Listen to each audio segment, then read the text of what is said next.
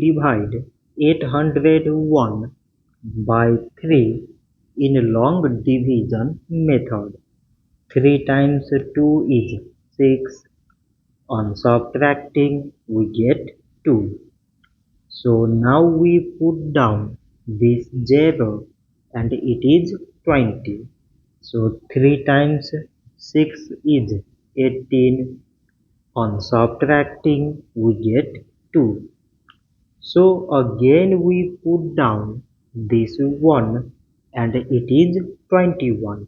So 3 times 7 is 21. On subtracting we get 0.